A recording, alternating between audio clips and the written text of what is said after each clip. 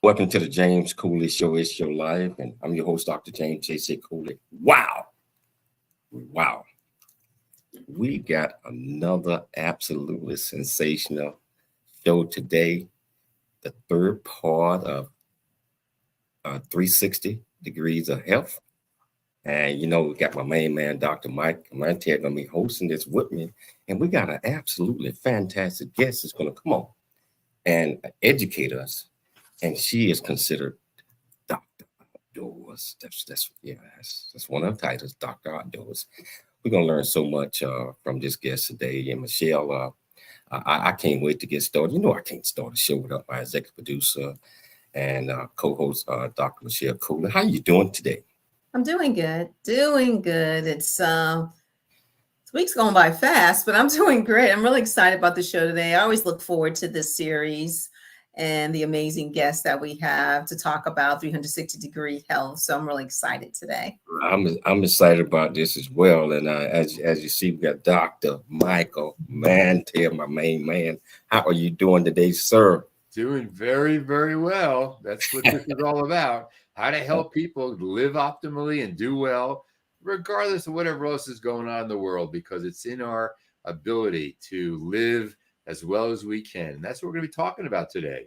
And that's what we're going to talk about. And wherever you're watching this at, whether you're watching on E360 television, transfer TV, YouTube, or over 45 live streaming platforms, welcome to the show. If you want to be part of the conversation, all you have to do is just go to the platform that you're watching on, ask any question that you might have.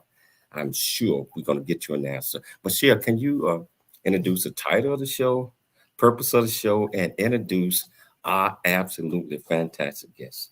Yes. So the title of the show today is 360-degree health. Embrace a life full of health and vitality.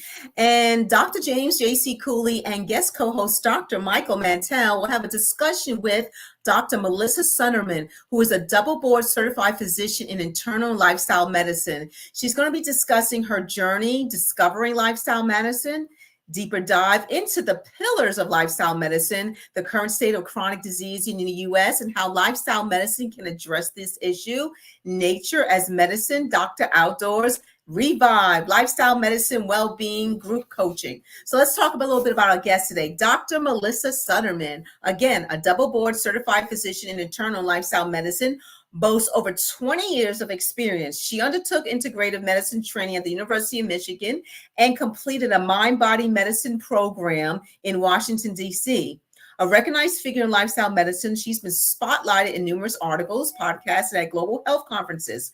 Committed to patient-centric care, she emphasizes lifestyle medicine's core tenets, known as Dr. Outdoors. She established the Nature as Medicine Subcommittee for the American College of Lifestyle Medicine. Currently, she is with Canyon Ranch Wellness Resort Lenox, MA, and co-founded Revive Lifestyle Medicine Wellbeing Coaching.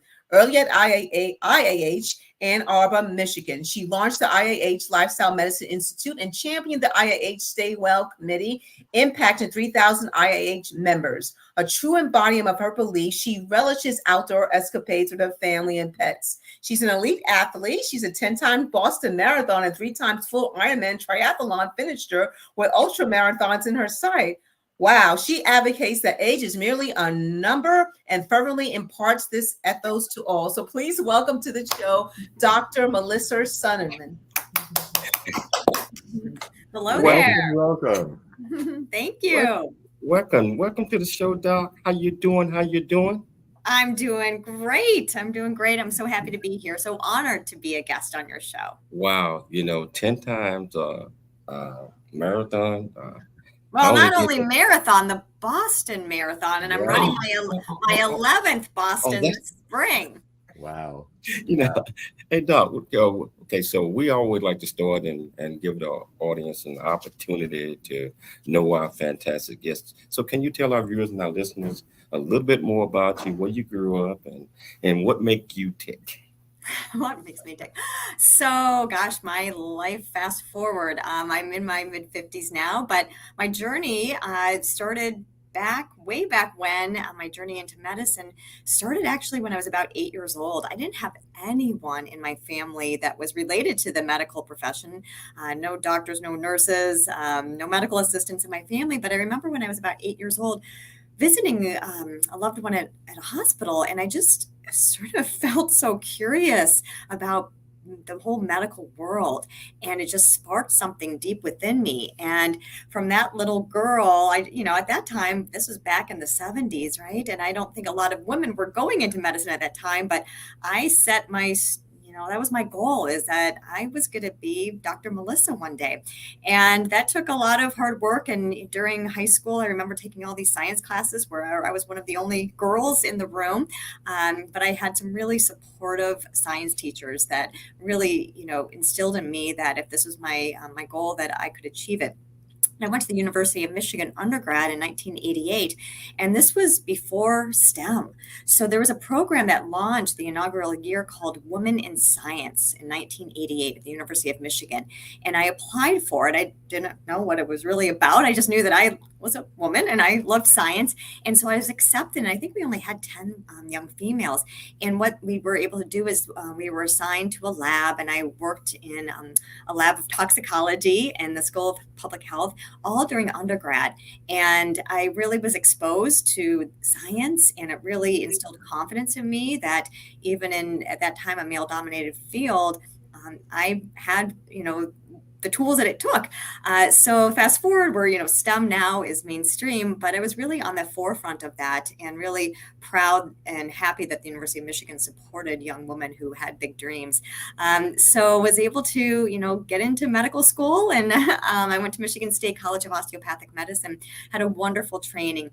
And so my medical degree is a DO at Michigan State University. They had both a MD program and a DO program. So we took all of our sciences together. And then for people who are not aware what DOs are, basically I describe it as we have an extra tool in our doctor's bag, and we're taught something called osteopathic manual medicine, or OMT.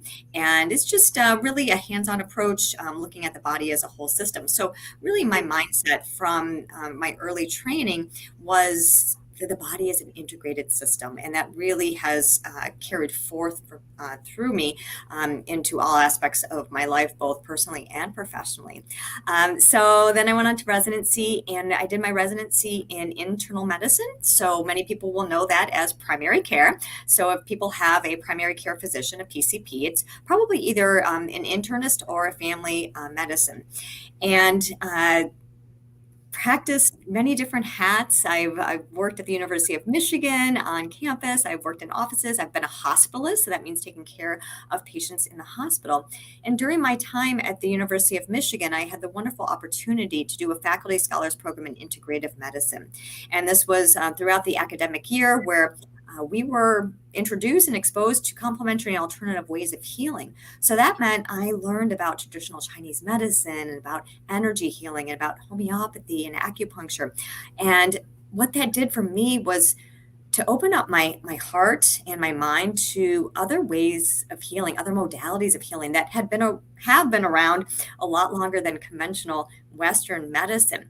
So that just really, again, sparked my curiosity to keep learning more.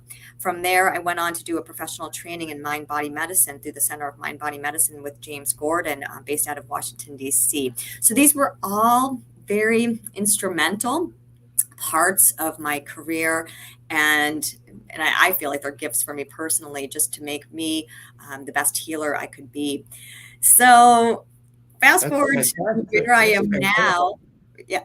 So in about just one last part of the story, about 2018, when my children were heading off to college, I felt like I had a little bit more time professionally to get more training under my belt. And that's where I discovered lifestyle medicine. So I became board certified in lifestyle medicine in 2019. And the rest is history. I've been running with that. So when you ask me what makes me tick, gosh, I think it is, I'm going to use the word curiosity, right? That I just am, and a lifelong learner. And I tend to like to try new things and give it my best shot, and just be excited and passionate and follow my heart. I think that's what makes me tick. there was a seed planted in you when you were 7, 8 years of age that you have continually nurtured. Back in the year 2000, almost 23 years ago or so, Leanne Eisenberg said that neither mindless or brainless can be tolerated in medicine. I love that because we can't emphasize enough the importance of integrating biomedical, behavioral, psychosocial science and understanding the way the brain and the mind work and interact to generate a optimal, well-adjusted, flourishing life. And that's what you have been devoting your life to.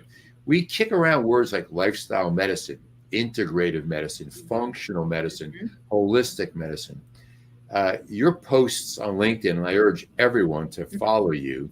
And I want to pick up on this in just a moment. But we're going to have a break, I believe, in just a moment. So let's do that and then come back to talk about what are the pillars of lifestyle medicine as you practice them. Okay? Sure. I'm looking forward to it. We're going to take a station break, and wherever you're watching this at, if you want to be part of this conversation, as you see, a very interesting, absolutely wonderful doctor that we got here today. If you want to be part of the conversation, all you have to do is just go to the platform that you are watching us on and listening to us on. Ask any questions that you might have. I promise you, we'll get you an answer. It's your life. And we'll see you shortly after the break.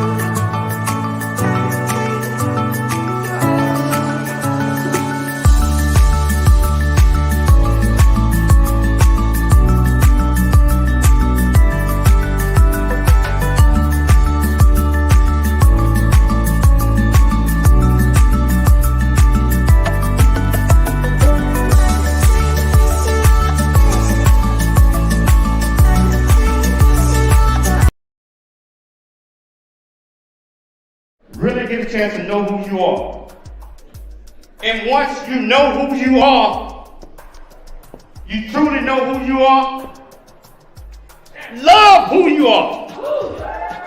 Love who you are. You're a masterpiece. Love who you are. Love who you were born to be. Love me some me. That's what I'm talking about. When you leave high school, you gotta know today or tomorrow, hopefully today, what your plans are. Hopefully, there is no bad decision unless there is no plan. Create, collaborate, commit with confidence. Commit with what? Commit with what? And everything that you do.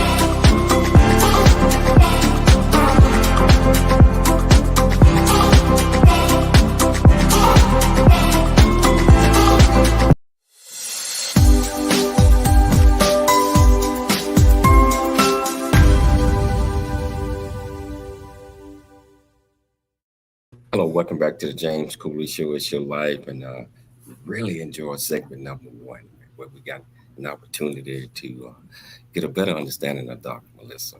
And I am excited about what's getting ready to happen because we really get ready to dive into everything and learn a lot more. We're going to learn the 7 pillars. We're going to learn everything. And so I'm excited, and I hope you all are excited. I see that you are. I'm looking at the numbers, so you guys are excited. We got over 1,000 on this YouTube thing right here. So if you want to be part of the conversation, all you have to do is just ask any questions. I promise you, we'll get you an answer. Back to you, Dr. Mike. So I was very impressed, Melissa, with your Dr. Sundermann, with your posts on LinkedIn. And I urge everyone to follow you because they're so informative. We know that the United States has the lowest life expectancy at birth, the highest death rate for avoidable, treatable conditions. It goes on and on and on. Obesity and diabetes and Alzheimer's and dementia and all sorts of cognitive brain issues. But we know that lifestyle medicine has a positive impact. Let's define lifestyle medicine. Tell us what lifestyle medicine is and what are the pillars of lifestyle medicine? Absolutely. And I'm glad that you brought up these terms like integrative medicine, functional medicine, lifestyle medicine, because probably some people are like, oh yeah, I've heard of that one, or I've heard of this one. And really, there's a lot of overlap between all three of those. And I think that lifestyle medicine, where we differentiate, maybe not even differentiate, I would say that really with lifestyle medicine, we're very much evidence-based research that shows what we can do to prevent, treat, and reverse chronic diseases through our lifestyle behaviors. We know that 80 to 90% of our chronic diseases, so that's type 2 diabetes, high blood pressure, high cholesterol, coronary artery disease, obesity, chronic kidney disease, are actually lifestyle driven. And so I think a lot of people are surprised to learn that. And I really love to emphasize to my patients that genes run in families, but genes are not your destiny. And through lifestyle optimization, you have the power to avoid some of those chronic diseases that maybe have been running in your families for generations. So we can empower and educate you how to live your best life. And I just want to share a cartoon. I know you can't see it, but I'm going to describe it to you. And this is what lifestyle medicine is about. So imagine that there is a doctor's front entryway and a waiting room, and there was just water all over the floor. I mean, everywhere there's just water. And so the doctors that work in that office are like, okay, everyone grab a mop. We got to get this cleaned up for the patient. So they are mopping and they are mopping. And just as they get all of that water contained, more water keeps coming in. And so now they're grabbing the medical students and the residents and the nurses, and they're all out there with mops. What they failed to realize is that they fixed the leaky sink, their problem would be solved. And that really simplifies what lifestyle medicine is about. If we fix the leaky sink, i.e., unhealthy lifestyle behaviors, a lot of this mess, in our terms, chronic diseases, can be avoided, can be treated, can be reversed. So there are 6 official pillars of lifestyle medicine. Dr. Cooley, I love that you said 7 because that's what I am advocating for, and I'll let you know what that 7th is.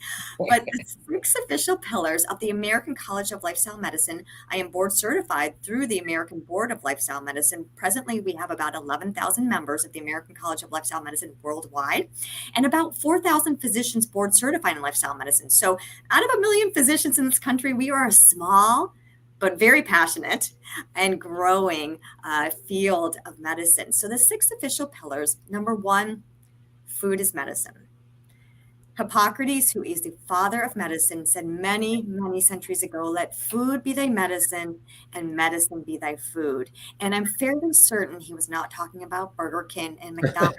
No offense if anyone works for them or has stock, but really we're talking about how food and what is on the end of our fork or what we are drinking can either fuel disease or can avoid disease. And so in lifestyle medicine, we do advocate what I will term a plant slant, plant strong, plant forward dietary pattern. So a dietary pattern that's rich in fruits and vegetables and beans and whole grains, nuts and seeds, full of antioxidants and phytonutrients, and really trying to avoid highly processed foods. The second pillar is physical activity, exercise. Now, I tend to use the term movement when I'm counseling patients. If I say to an individual, so do you exercise? And they go, oh, God, I know I should, but I really don't like going to the gym and getting on that treadmill. So if I say, what do you like to do with your body? What do you like to do? Oh, you know what I love to do is I love birds. So I love to grab binoculars and I just go wandering through trails looking for birds. And I say, that's movement. That's you're hiking. Or I am obsessed with pickleball right now. That's movement. Or I love to get in the ocean and just swim. That's movement. So I think if we reframe it, and when people ask me, Doc, what's the best form of exercise or movement? I say, well, what do you enjoy doing? I love to get on my bike and ride around. I said, well, that's the best form of exercise for you because you enjoy doing it, which means you're going to keep doing it. And as a lifestyle medicine physician, I'm all about sustainable lifestyle behaviors. We know that our brains are set up to not be restrictive, right? So if we say, you don't enjoy doing this, just doing it for 30 days, you're probably not going to keep doing it. So that's the second pillar. The third pillar is sleep and the power of sleep. And we're learning so much more about what happens when we sleep. It is not just to have crazy dreams, right? There's more healing that goes on during sleep than during the day, right? Our brains are being detoxified, we're having problem solving and we're creative. A lot of things go on. Now, I grew up going to medical school and residency a long time ago, as well as Dr. Mantell.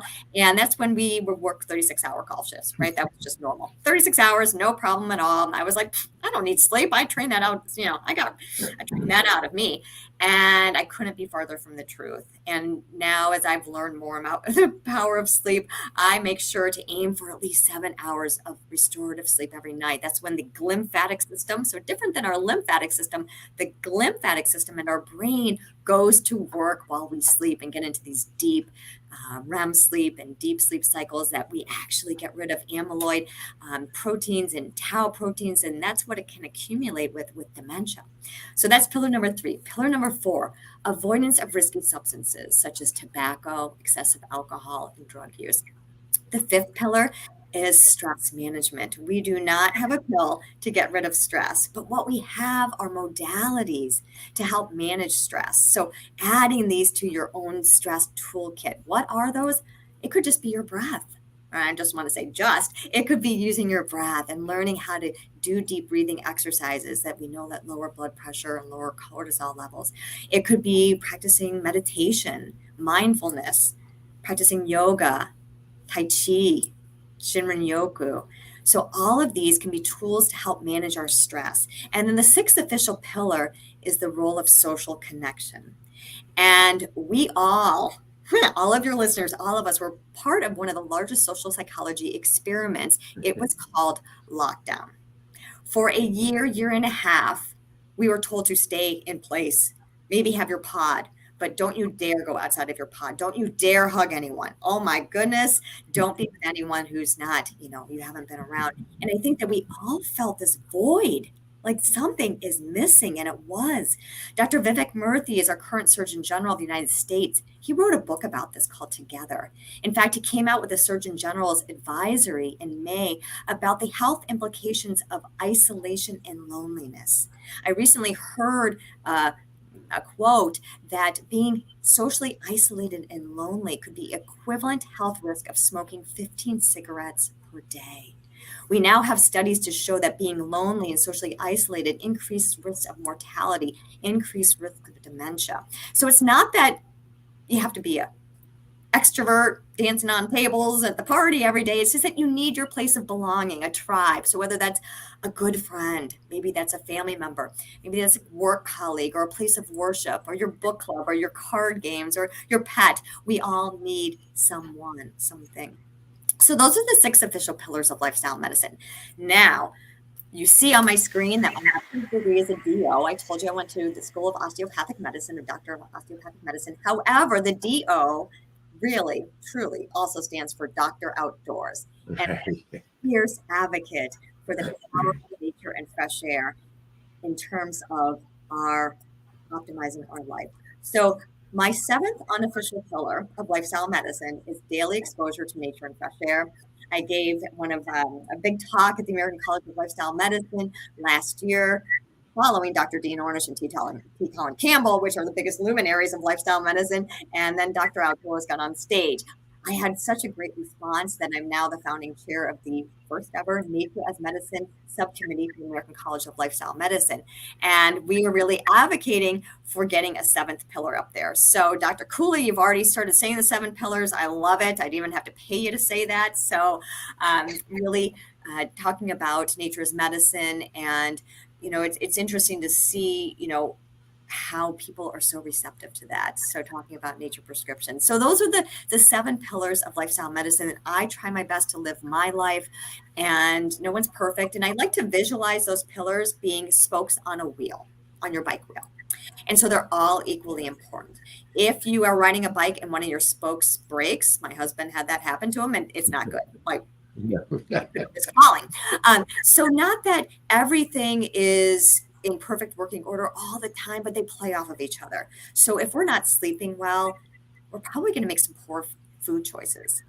We're going to feel more stressed because our mood is going to be off. We probably aren't going to feel like moving our bodies because we're going to be too tired. So they all play off of each other and all are equally important.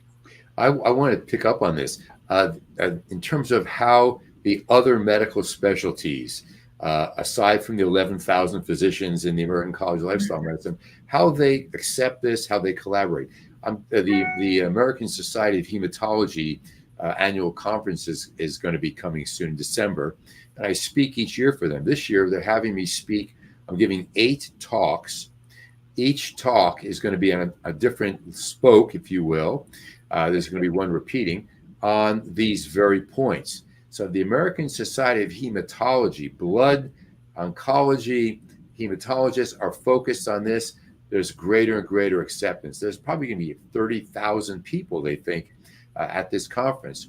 So definitely the work that you're doing and the work that the American College of Lifestyle Medicine is doing is certainly being accepted. But from the perspective of a patient, I'm curious, what does the patient hears all this, and as opposed to going to their family doctor and who says, let's take your blood. Well, the cholesterol's up, take this medicine, go home. What's the experience do you find from the patient's perspective of lifestyle medicine approach versus traditional medicine approach? Yeah, and I'm so happy to hear that you are speaking on this.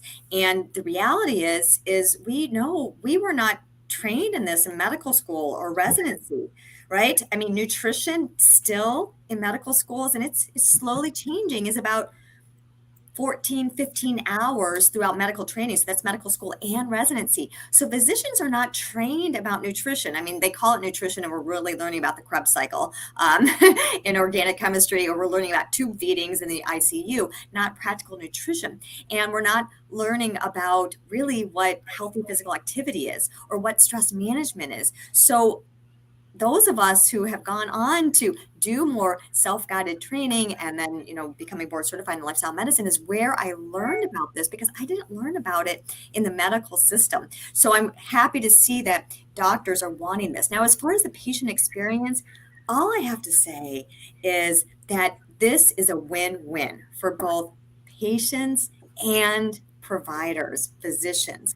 And we hear about in our many forms of professions about burnout, and it's really running rampant through medicine, particularly primary care.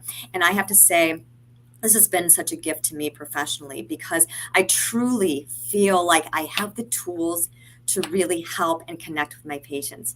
Now, this takes a little bit more time, right? Where if I'm going to be really empowering and educating and giving the tools to my patients to learn how to eat better or to move their body better or learn about the importance of sleep, that takes time, right? And that takes some knowledge on my behalf. And also, I always feel that if I'm going to be giving this advice to my patients, I have to at least be trying to do it myself, right? So if I'm going to talk the talk, I need to walk the walk and practice what I preach. And I really think that patients can see that, right? They can see if I'm just winging this and faking it, or whether I'm trying to do this myself and passionate about it.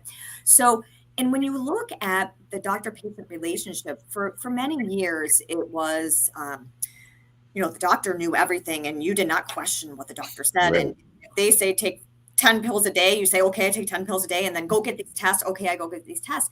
Now, lifestyle medicine, we really truly believe in a partnership, right? So yes, I have specific training that can help guide you. And I want to tell you about the what and the why, but I also want to give you tools about the how. And it's always meeting individuals where they're at.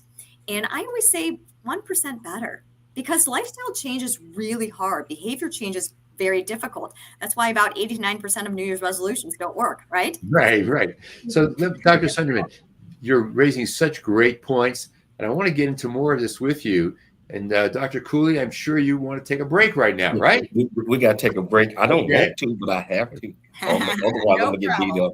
up, But this is so incredibly needed. And I'm talking and educating our listeners and our viewers, and myself as well, on some of the things that consist of lifestyle medicine, because I did not know what the real definition was until you mentioned that one. So what we're going to do, we're going to take a station break, but we're going to come back and pick it up from here. And if you want to be part of the conversation, all you have to do is just go to the platform that you're on, ask any question that you might have. I promise you, Dr. Melissa or Dr. Mike or Dr. James will get you an answer. It's your life. We'll see you shortly after the break. I never wanna leave. Yeah, I'm right where I wanna be. We got something you and me, and I can't get rid of this feeling. Just like a magnet, we're just like a magnet. The things we have can't be taken for granted. Now I know that it has always been you. I can't help it, I'm so drawn to you. Just like a magnet, we're just like a magnet. The things we have can't be taken for granted. Now I know that it has always been you. I can't help it, I'm so drawn to you. Hey, I'm so drawn to you. I'm so drawn to you. Yeah. Hello, I'm Dr. James JC Coie from the United States of America, and I am here to just say, first of all, I'm so happy and honored to be on it, to be in the Coffee Book 2023, Unified Brain Z and the other organizations. Thank you so much for giving me an opportunity to be a part of this collection.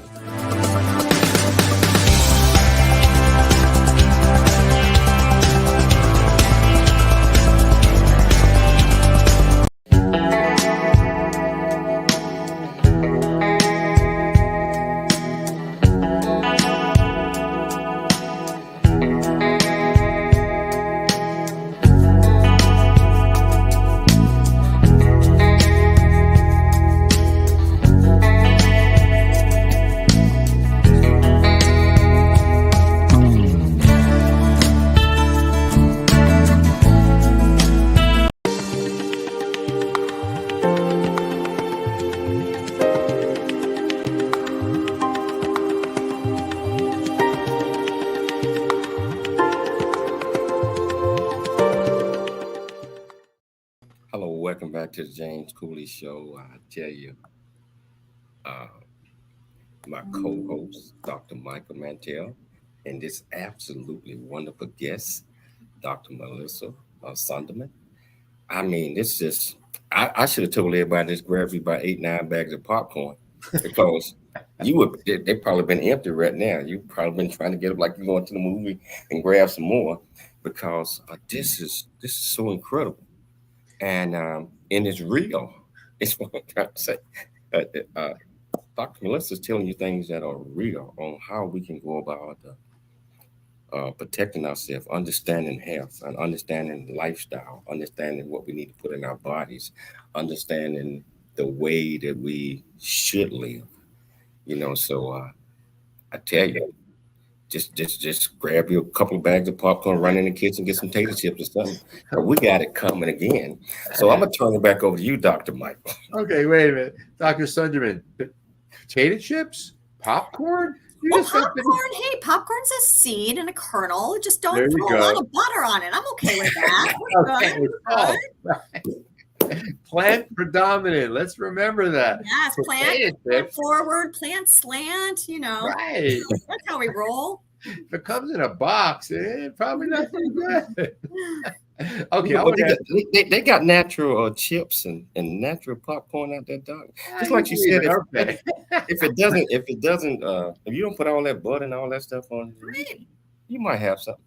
Yeah. Okay, now wait a minute. I wasn't going to do this, but this is a great opportunity. Mhm. So, Dr. Sundermann, your patient says, "Yeah, but what about these natural potato chips? What do you say?" All right, what I'm going to say to that patient? I'm going to say, don't you dare believe anything on the front of the package because they can say anything on the front. The truth serum is going to be in a 6-point font that you can't read. I got to wear readers now because I can't even see my computer screen. So they're going to put all the truth on the back, and then the ingredients list is going to be on like a 2-point font.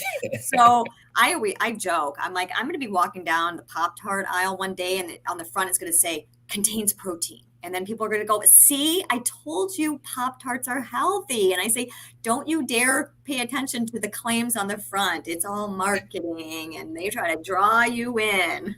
Even the name Pop-Tart. Well, this is Right. this is Well, energy. it's fascinating when you look at this like marketing, like this, they call it the health halo. So if they Right. say something is like fresh, green, those kind of words, people are like, oh, that's healthy. So it just, really plays into that. So I want to go beyond this. Okay, so basically, Dr. Cooley, put away the chips and the popcorn right now. But okay, listen, I want to talk about artificial intelligence and technology. We can't talk about healthcare today because we are all marketed these watches and all the other Fitbits and everything else in the world. And no one goes to the gym anymore without monitoring. They wear the ring while they're sleeping, and it just doesn't stop. So the question is, what role does technology play in lifestyle medicine, and how important is it in terms of what you discuss with patients to have these kinds of tools at their disposal? That's a great question. And I think the answer is it has to be personalized, right? And knowing your audience. So when I have my 85-year-old patient and I say, hey, I really want you to get an Oura ring, and then I want you to be tracking your steps, and let's put a CGM on you, they're like, I don't even have a smartphone. That's not going to work, right? But then if I've got like a 30, 40, 50-year-old who are really into this, yeah. And I think that it can be really good data. And I say about this data is it's not judgmental. It's not trying to shame you. These are the facts. And it can be interesting to sort of like really see where you're at. And nowadays with so many people working remote, which has been wonderful, but I have patients who are like, Doc, I don't know what's going on. I have gained like 10 pounds over the last year. I'm like, well, what's changed? Well, I'm still eating the same thing. I pretty much eat the same thing all the time. Well, what else has changed? Well, I work remote. It's been awesome. Like my dogs are so happy. I'm home all day. I'm not commuting. And I say, well, you're not moving your body as much. What are you talking about? I said, well, think about it. You park in the employee parking lot. You walk into work. Then you've got to go down the hallway to a meeting. And then you got to go, make some copies. And then you got to go to the cafeteria. That's all movement throughout the day. I want you to start, if you've got a smartwatch, you've got a smartphone, start tracking your steps. Let me know how that goes. Oh, you're right, Doc. I'm only getting 2,000 steps per day. And I think it's important to back this, why that's important, why we want to aim for 10,000 steps per day. Fun fact, does anyone know where 10,000 steps came from? Raise the hands. I can't see everyone out in the audience. So I always thought, wow, this must have come from a double-blinded, randomized Oh, sure. study. Oh my gosh. Well, it actually came from a Japanese marketing. So Right. this company who had one of the first pedometers in 1965, they're like, well, let's market this. We need a little catchy gimmick. So they came up with a saying in Japanese, and when it got translated into English, it translated as 10,000 steps. However, really, the data and research does support that, but you don't have to get 10,000 steps. And I always try to educate my patients, anything is better than nothing. So if you have a very sedentary lifestyle and you're only getting 1,000, 2,000 steps per day, see if you can get to 3,000. Once you get to 3,000, see if you can get to 4,000. So I think that in terms of pedometers and step tracking, we can use that. In terms of sleep, and people are wearing Oura rings, Whoop, I've got a Garmin that tracks it. They're not perfect, but what you can see are trends and patterns, and it becomes more aware. So I think utilizing it as tools to say, oh, I thought I was sleeping okay. But you know what? I'm actually only getting like 5 hours of sleep. I'm going to do something about that, because I heard from my doctor, Dr. Sundermann, that I really need to aim for 7 hours. And so I'm going to work on sleep hygiene. I'm going to work on being, diligent about creating that window for myself. And then here at Canyon Ranch, we actually use continuous glucose monitors. And that's now being used. I mean, right now, insurance will only cover for type 2 diabetes, type 1 diabetes, maybe pre-diabetes, depending upon your insurance. However, we are using it in non-diabetic patients. And really what that can be useful for, again, is for people who are pre-diabetic. We have over 88 million people in this country who are pre-diabetic, and most of them, 89% of the people, do not know they are. If we do not know you're pre-diabetic, the likelihood of you then progressing to type 2 diabetes is of greater risk. And we know with type 2 diabetes, that can lead to eye problems, kidney problems, amputations, increased risk of heart attacks and strokes. So it's really important to know this. So if we have a CGM and you're able to see your blood glucose levels, or the glucose levels through the interstitial fluid, and that your sugars are high 100s, even getting to 200s, you go, oh, wow, I had no clue. And you might see different patterns of foods that you eat. If you have a whole bag of potato chips, you might go, ooh, that wasn't so good. I'm not going to believe that front of that package anymore. Now, Dr. Cooley's defense, this is a guy who runs 6 miles just about every day. That's awesome. And I was just going to say, and so if your blood glucose is running high and then you go out for a run and you go, hey, now I'm in a good Just range. put it like this. I walk 6 miles. Well, okay. And you are moving your body. Come on, James, I'm your buddy. I'm trying to help you out here. Doc, you mentioned something about 10,000 steps. Mhm. And that's been, and so I'm glad that you gave us the history on that one, because I can't even return to the house once I leave without completing 10,000 steps. That's just the golden rule right now. And but you did explain with a lot of people that don't really get off into that.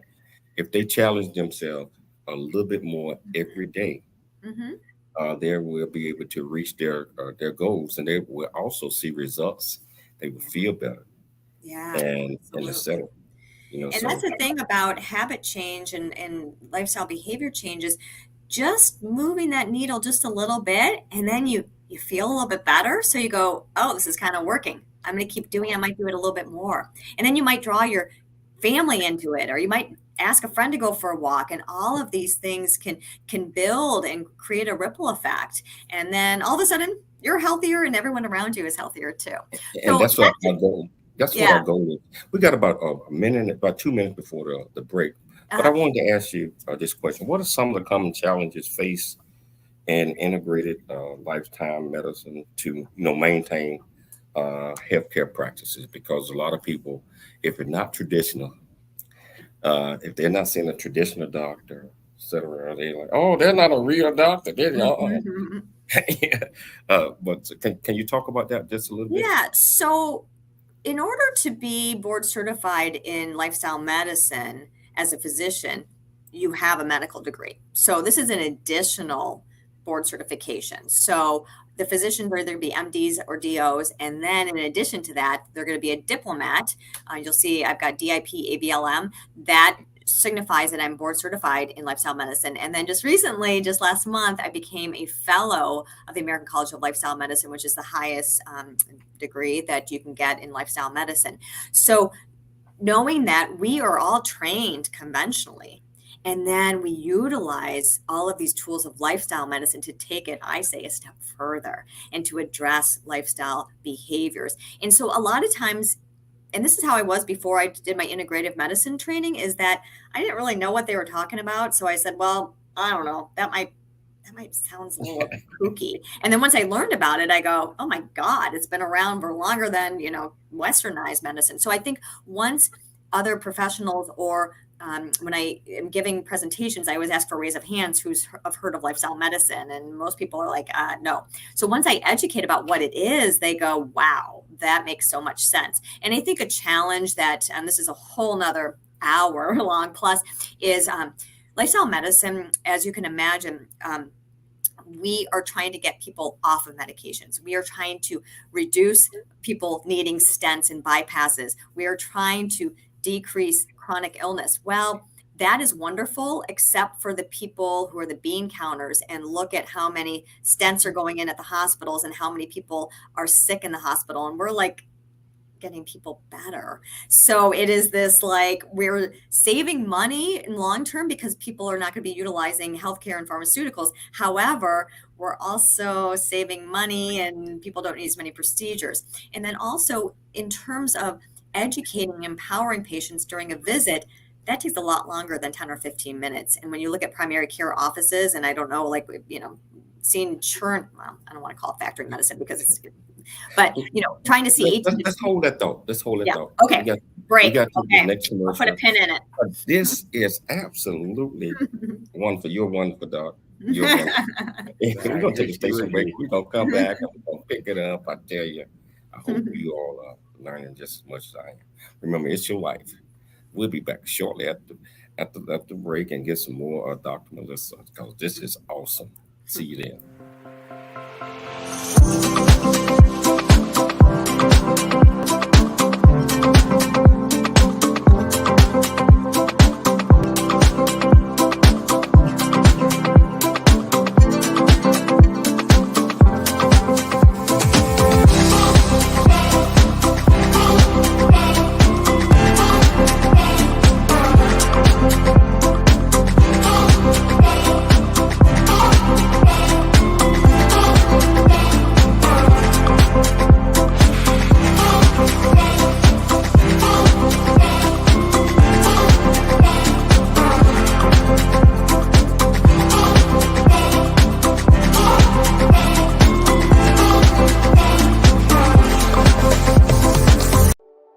Noah Dingley here, producer of The James Cooley Show, It's Your Life. And the new audio version of James' book, Country Boy, City Boy, A Journey That Ain't Over Yet, is a must-have. James shares his true life story of struggle and success in America. It's both a cautionary tale and a roadmap to achieving the American dream. Get the new audio version of Country Boy, City Boy, A Journey That Ain't Over Yet by James Cooley on Amazon.com or wherever audiobooks are sold.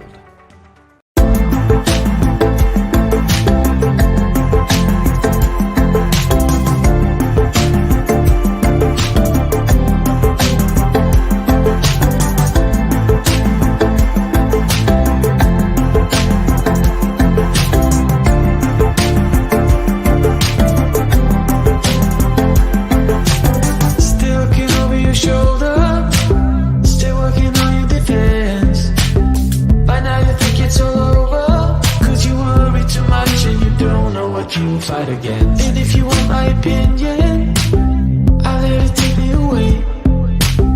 Only relief is the four on the floor and the crowd that goes, oh, turn it up, turn it up, turn it up, turn it up, oh, turn it up, turn it up.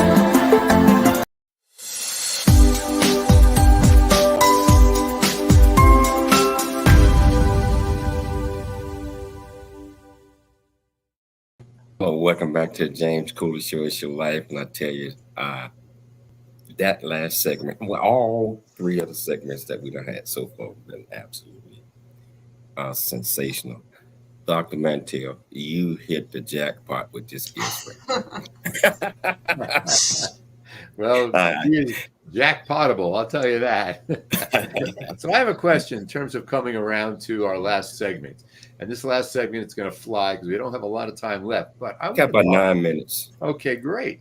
I know that means we can fill up 90 minutes. I want to talk about how we talk about dietary patterns, physical activity, sleep. We talk about social connections, stress management, and prevention. Ideally, we talk about nature and how important that is. There's a whole population out there that listens to this and goes, "Who are you talking to? I don't. This is not my life. I mean, you have no idea what my life is like in the inner city or poverty or whatever it may be." Let's talk about how lifestyle medicine addresses and promotes health equity among diverse populations. Yeah, thank you for bringing that up. And this really became apparent during COVID, where we saw where COVID hit the hardest. As a former hospitalist, and I was living at Michigan in the time where we were hit very hard, I was redeployed to the front line for a year and admitting COVID patients. And we saw the disparity, right? We saw that people of minority, people of color were coming and getting admitted and having worse health outcomes with COVID. And we found that there was a link between chronic illnesses with severe COVID. So I really think this just elevated this to the forefront. And lifestyle medicine really addresses this. In fact, we have a whole committee called HEAL that is looking at health equity with lifestyle medicine.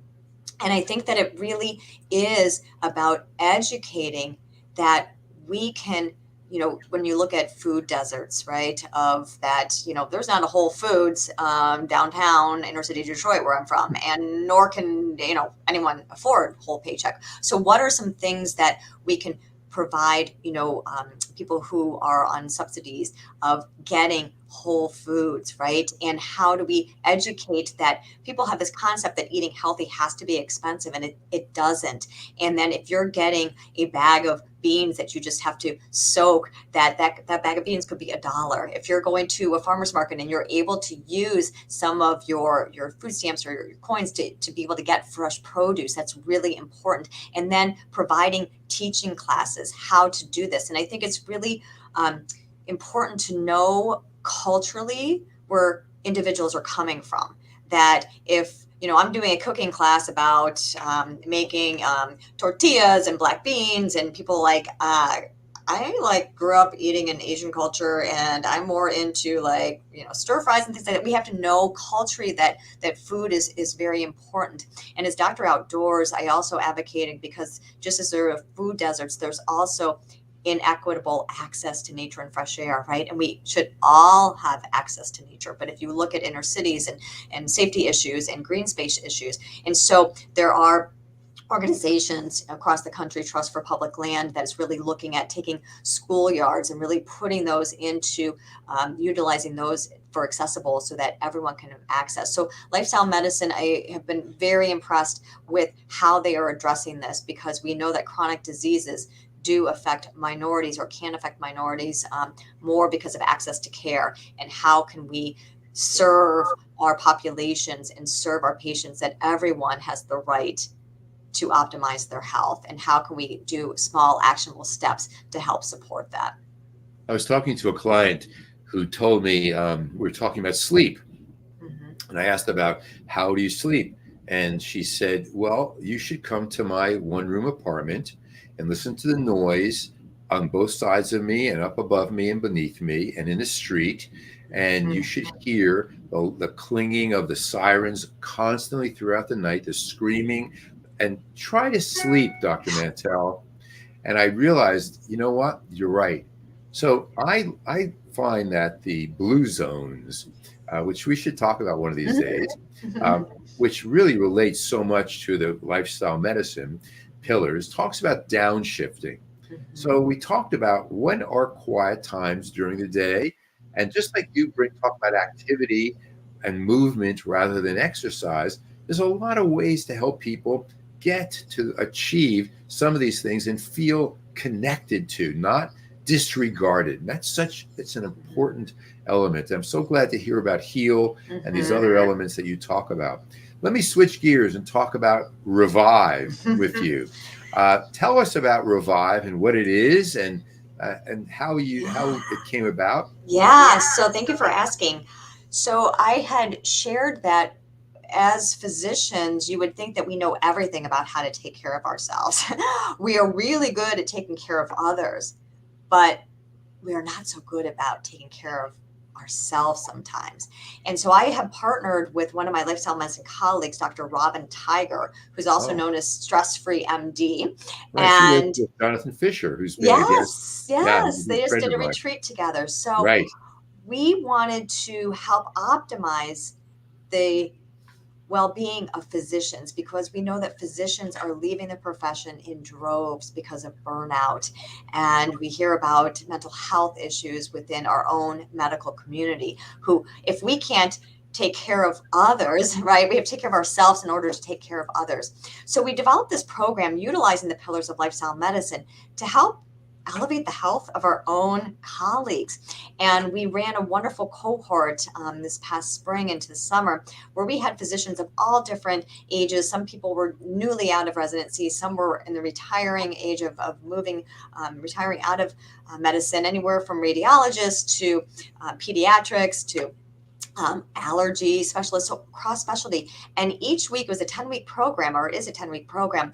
We would spend a week going through a pillar of lifestyle medicine. However, up front, we talked about just lifestyle medicine overview. Week 2, we spent a whole week talking about behavior change and stages of change, going from pre-contemplation to contemplation to action preparation, how levels of confidence, because we want, if we're going to make changes, we want people to set them up for success.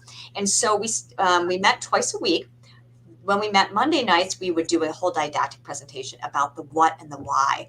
What is the evidence to support food as medicine, sleep as medicine, movement as medicine? And then on Wednesdays, it was experiential. So it was the how, because so often we tell people, you should eat better, you should do this. And they're like, I get it. You don't think I've heard about how I'm supposed to eat healthier, but I have no clue how to do that. So we did cooking classes together. We did movement classes together. Dr. Tiger led us through some mindfulness practices. For our nature, we went outside and we did a mindful exercise with Sundermann yoga. So it's teaching physicians who we kind of assume know all this stuff, and they don't. So it was really this is wonderful. why we call it 360-degree health. The patient experience, the physician experience goes round and around, and we all thrive and revive. Gratitude is medicine also. Yes. And I want to express my gratefulness and gratitude to you, and of course to James, and to our very, very wonderful Michelle, who puts all this together behind the scenes. And thank you so much, Dr. Sundermann. I really, really appreciate it. Oh, I could talk forever to you too. So thank you for having me, and thank you for all that you're doing to elevate the health and well-being. James, you're muted. Yeah, we're completely out of time. We got to get you back on the show. This has been I'm here. such a wonderful I'll be there. discussion. And I tell you, I know the television station gonna beat me up, but we good. This was absolutely sensational. Thank you so much. Thank you for taking the time to come on the show. Dr. Mike, my good friend, you hit another home run like you always do. Thank you very much. I'd like to thank Michelle, just like you said, for putting together all of this. But most importantly, I'd like to thank our viewers and listeners for tuning in to the James Cooley Show. It's your life. Always dream big, think big, and be big. We'll be back tomorrow at the same time, same place. It's your life, and we'll see you then.